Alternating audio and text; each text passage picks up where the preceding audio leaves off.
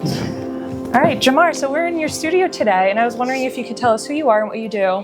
My name is Jemaar Graham. I am a photographer as well as a podiatrist. Podiatrist, okay, and for those uninformed, what does a podiatrist do? So I am a foot and ankle surgeon, and so I went to medical school specifically for studying foot and ankle problems, and that's what I treat. Aside from treating like generalized other body parts, podiatrists are specialists just below the knee.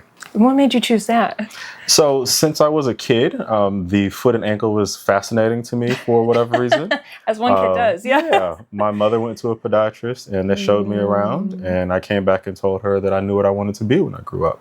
So I was always into the sciences, always wanted to know kind of how things worked and taking things apart, that type of thing. But really didn't have an interest in like cardiology or ophthalmology or anything else. Like I was just curious about how the foot and ankle worked and doing surgery on it, sports injuries, those types of things.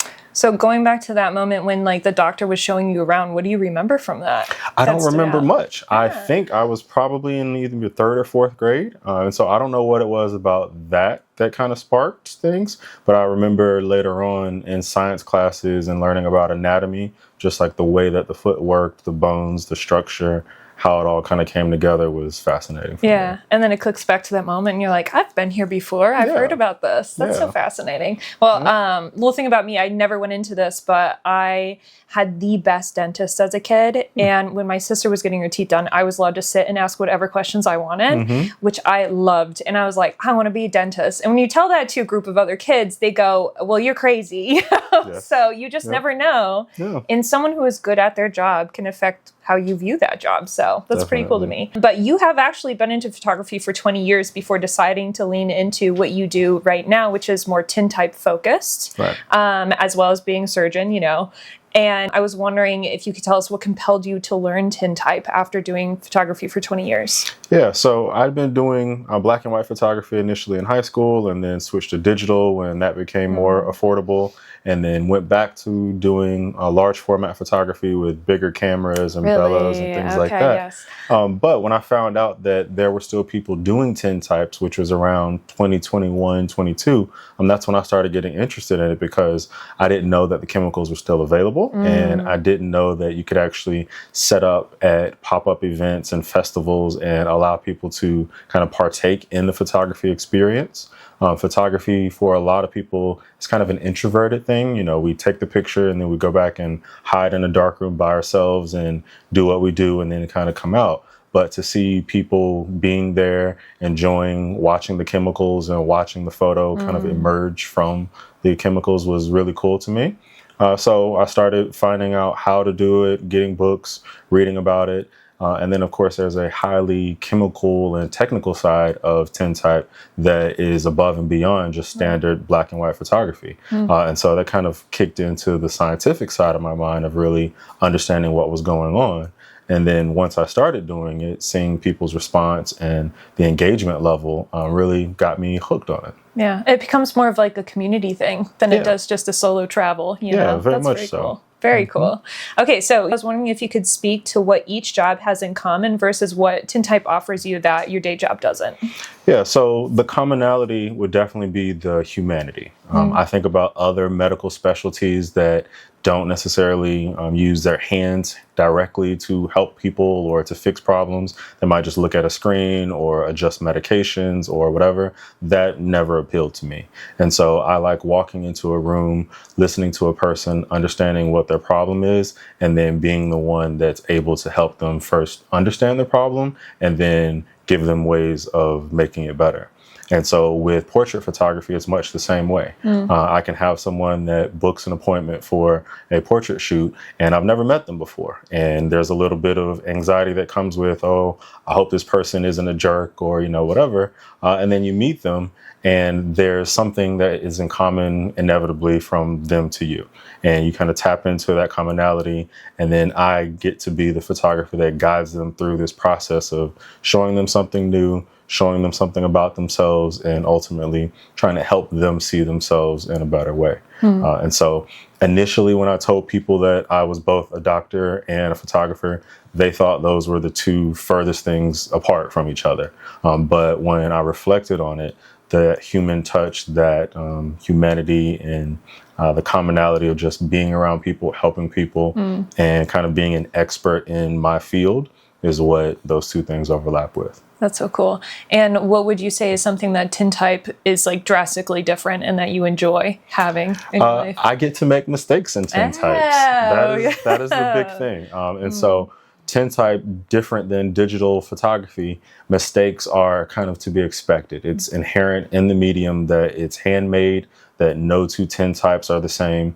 And from the very beginning in 2022, when I started, where I would accidentally scratch a plate or the chemicals didn't go onto the plate the way they were supposed to, and there were these weird defects and artifacts and all that, and I would show a customer and they would love it and they would be delighted by it. Right. And I'm thinking to myself, that's not how it's supposed to be. But it's embraced because they are one of a kind, and it speaks to just how we are individuals. And people who are into tintypes appreciate those happy accidents. And so that's something that I don't get to do very much in medicine. People expect surgeons to be absolutely perfect from beginning to end. And so I really embrace that opportunity to still strive for perfection. But when I don't make it perfect, it's okay. Yeah, happy little accidents, which is not what you want to hear for an ankle surgery. So I get it. You know? Exactly. Well, that's cool. I'm glad you get that chance to kind of like expand a little bit, you know, and try something new. So that's cool. And a lesson for all of us, really. So I have found that people don't spend time with art. They can't really read it when they're not looking at it very deeply. Could you tell me if you remember any moments on what it was like to first realize that there was deeper meaning with Tintype for you? What was that like? Yeah, one of the things that is fascinating for me about Tintype was knowing the history of how it started. And so tintypes date back to 1853. And so being an African American, knowing that in 1853, my ancestors were not free. They were not able to take up a profession on their own. They were not able to start a business freely, not able to express themselves in the same way that many others did. And so knowing that history and knowing how I can bring that same history to something very modern is something that is very compelling to me. And knowing that someone doesn't necessarily have to be well versed in the arts and knowing all of the things that might make a tintype what it is, but they can still appreciate it. But at the same time, when I do my personal and kind of creative tintypes, I am able to put in a lot of the symbolism from art history and how I pose a subject or the props that I use or the lighting style, and kind of speak to a language for other people who are into art and into all that comes into making a single image much bigger than that single image. Yeah. It kind of reminds me of the word ownership. I think that comes up a lot when you go back to especially the 1850s at that time. What does ownership mean to you with Tintype? How does that make you feel in that? It's something that I'm very proud of. I know that the tintypes that I'm creating will outlive me, and that they will be in someone's basement. They will be in a bookshelf. There will be grandkids and great grandkids that will be able to see an image, and they don't know me, but what I created with their relative, with their sibling, with their mother will be there, and they can have that opportunity to kind of reflect on it. And so that again speaks to one of those things that makes Tintype more compelling than digital. You know, a lot of digital photographs aren't even real. They don't even make it to being printed.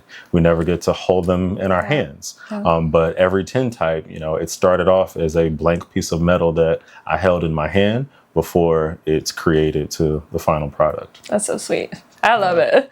All right. Could you tell me what's the difference you see between art that's trendy versus art that impacts us for generations, not just for a view? Yeah, I think art that impacts us for generations has a deeper connection. The art that's trendy, unfortunately, tends to go after likes, go after what is popular, and oftentimes doesn't really have a clear understanding as to why it's popular. You know, why was 6'7" so popular? Well, a lot of people don't even know, you know, who said it first, but they just kind of jumped on it because it got a response or things like that. But with things that last, the Mona Lisa, you know, the great works from Renaissance and things like that, those were all connected to something even bigger than themselves, and they took a lot of time in order to create. And I think that people appreciate an art form and a craft that is time dependent. You know, things that are easy will fade away easily, but things that took years to learn how to do, that take 20 or 30 minutes to set up to make one image, people cherish that because of that time that's invested. A little harder to erase also. Yes, yeah, and we definitely. like that. I'm into that idea. So that's very cool. Yep. I know as an artist, you value the act of letting go. Could you tell me how you practice that and what it looks like for you? Yeah, the thought of letting go and kind of purging has been something that I've personally worked on. I came from a family of hoarders and kind of took it for granted that that wasn't really normal. But when I kind of worked on myself, journaling, kind of reflecting, realizing that holding on to things literally is blocking new opportunities. So even this space that we're sitting in at one point was completely filled with stuff, and filled with what I thought were ideas and props and, you know, things for the future creative side that I wanted to tap into.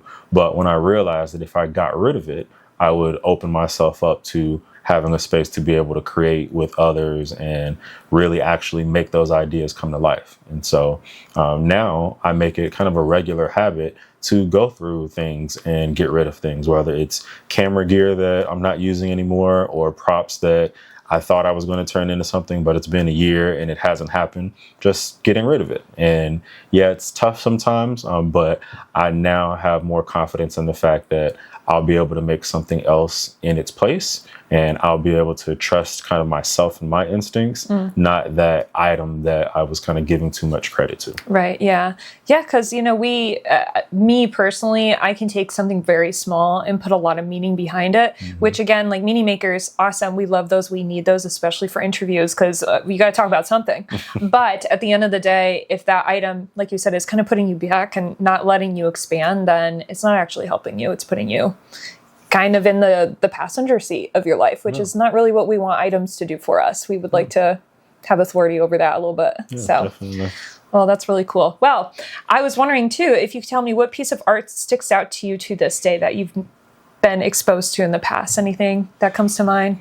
There is a photograph from Richard Avedon that he made during his American West series in the 1980s. And it is of a beekeeper that has become pretty famous. And I remember in about 2012, I was in a library in Cleveland, and it was during a study break. But I opened up this book in the American West from Avedon, and I saw that image, and it was one of those moments that kind of time stood still because it's a very stoic image. It's a very straight on black and white kind of graphic image. But you could tell that those bees weren't supposed to be there, that Avedon had done something to make those bees be there to kind of create that striking image.